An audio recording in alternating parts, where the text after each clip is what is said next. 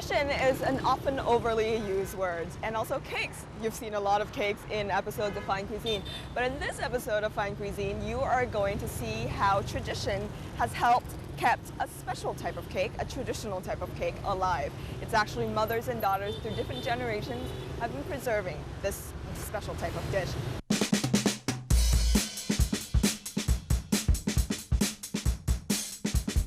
See these mouth-watering street foods?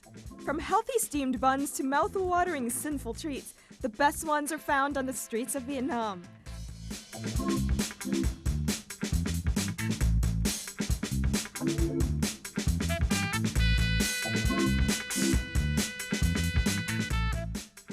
But there's one secret to them. Many are the result of a long-standing family tradition.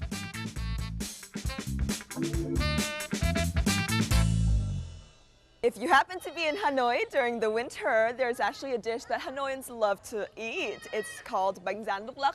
And today I will visit a store that makes this dish. I will find out what store makes this dish because not only do I want to know how to make it, I also want to know where the name came from. Because from what I heard, there's actually a special story to the name of this dish. So I'm very curious to find this out. This is Gia Trịnh, a family business, the home of a shaker dessert.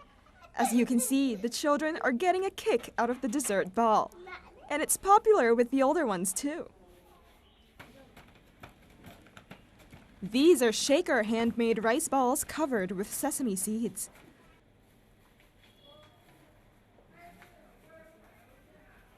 Tôi thấy cái món bánh ở đây nó đặc biệt khác hẳn so với những nơi khác là bởi vì cái vỏ bánh nó rất là giòn và tức là mỗi khi mà người thợ họ đưa máy bánh mới ra thì thường là sẽ được bán hết ngay thì mình sẽ không lo quá về cái vấn đề là bánh để lâu và nó mất ngon.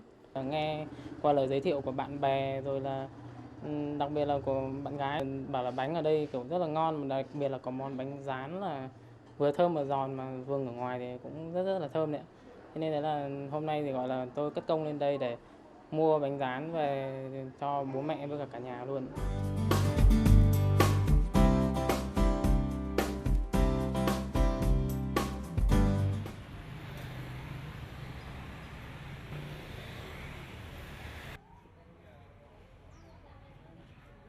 I'm now on a mission to discover what makes the round rice balls so special.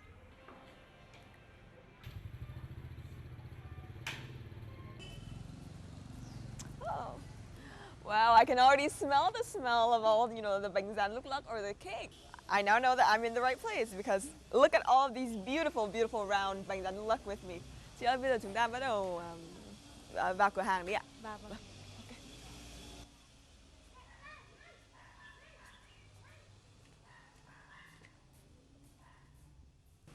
Well, I've actually found the place that makes bánh lúc lắc. And actually, I'm here with the owner of this place, the person who founded the shop. Her name is Mrs. Vinh, and she's actually 93 years old. Bà ơi, thế bà có thể giải thích cho con vì sao bánh này lại gọi là bánh lúc lắc được không ạ?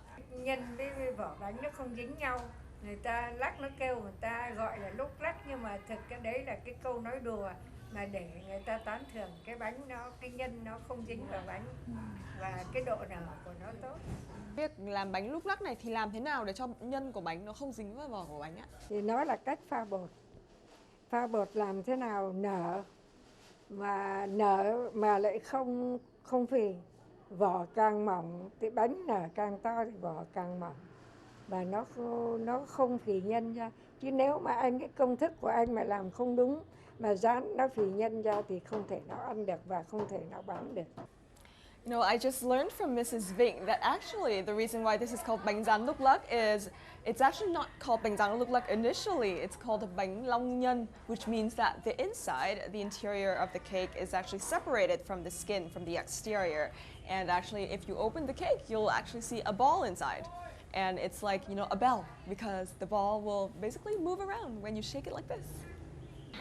Cô lên trong đây làm bánh, cái bánh rán này là hoàn toàn làm thủ công, không có máy móc gì cả. Mời cô lên. Cảm ơn ba. Dạ cô. Đây là cô Hà, là con dâu tôi Vâng. là cái người thừa kế để làm cái bánh này. Nghỉ hưu thì về thì tiếp quản cái cửa hàng này của mẹ chồng. Thế là cũng được học nhiều cái loại bánh. Nhất là trong đấy có cái bánh tráng này.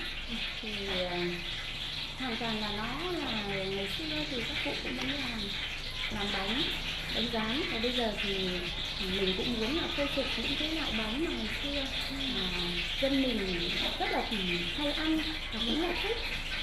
One of the very important things about the making process of bánh rán lúc lắc is actually the dough. What's important about the dough is that it's mostly made from rice, sweet rice or glutinous rice flour, but the proportion of flour and water and some other additives that maybe some other types of flour, I actually don't know, because the other types of additives is actually a secret.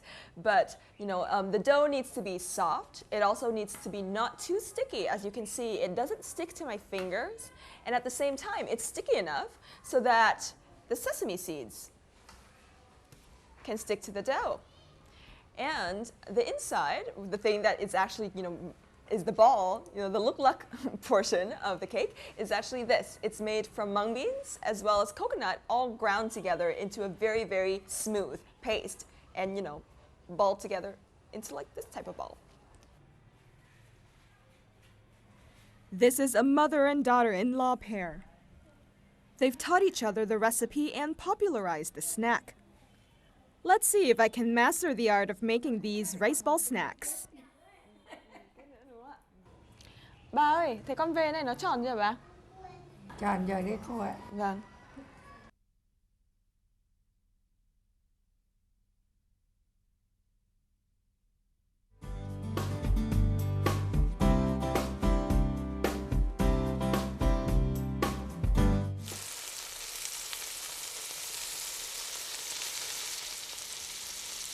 The last part is frying the balls in a hot oil pan kept at a constant temperature.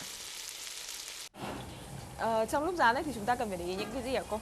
Khi mà rán quan trọng nhất là cái Nhiệt độ. cái nhiệt độ của dầu. Thế cái dầu này mà nó mà lửa nó nhỏ ấy, Vâng. thì Nó sẽ bánh nó chín sẽ đều đúng không ạ? Không, lửa nhỏ quá thì lại bánh nó bị lở to quá, thì nó cũng sẽ phòi cái nhân ra. Phòi nữa. Thế còn nếu mà lửa mà to quá ấy, thì nó lại cháy. Vâng. So during the frying process, it's so important to keep the cakes in a circular motion, because actually the circular motion is the factor that creates the perfect round shape for the cake. And also the circular motion will help submerge all the cakes together underneath the oil, so that they all get cooked and that they all grow, expand evenly. Bây giờ chúng ta vớt được chưa ạ? Vâng.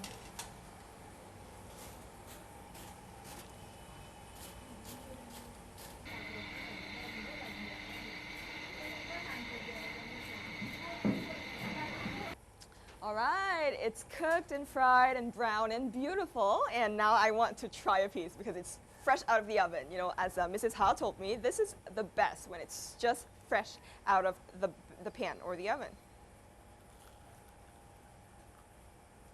The ball is intact and completely separated from the dough. Wow, it's amazing. I think it's amazing because the skin is crunchy and at the same time it's soft on the inside.